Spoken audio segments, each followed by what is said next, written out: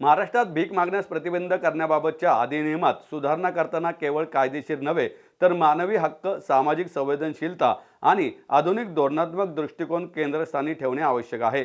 यासाठी संपूर्ण अधिनियमातील सर्व कलमांची बारकाईने छाननी करून उचित, सन्मानजनक आणि काळानुरूप शब्दांचा समावेश करण्यात यावा असे स्पष्ट निर्देश विधान परिषद उपसभापती डॉक्टर नीलम गोरे यांनी दिलेत।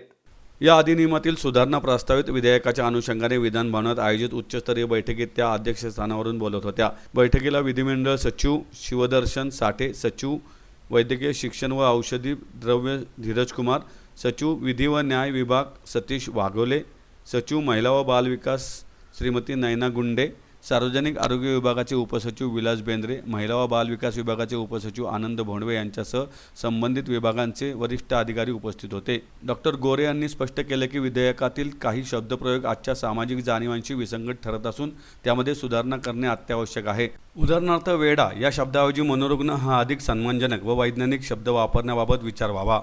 विकृत चित्त शब्द आवश्यकता नसल्यास वगळण्याबाबत विचार करावा। अशा प्रकारे संपूर्ण अधिनियमातील प्रत्येक कलमाची सखोल छाननी करून काळानुरूप आवश्यक बदल सुचवावेत असे त्यांनी सांगितले। समाजातील प्रत्येक घटकाचे मानवी हक्क अबाधित राहावेत यासाठी अधिनियम अधिक संवेदनशील, समतोल आणि मानव केंद्रित करण्याच्या दृष्टीने आवश्यक त्या सर्व सुविधा करण्यात याव्यात आणि अधिनियमातील सुधारणा करताना त्यांची गरिमा राखली जाईल असे शब्दप्रयोग करण्याची दक्षता घ्यावी असे स्पष्ट निर्देश विधान परिषद उपसभापती डॉक्टर नीलम गोरे यांनी यावेळी संबंधितांना दिलेत।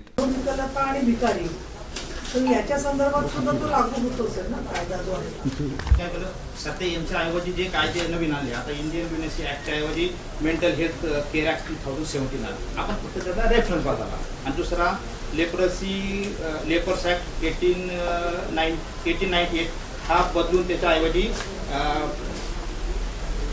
तो मात्र रिपील झाला, तो रिपील झालेला आहे तो।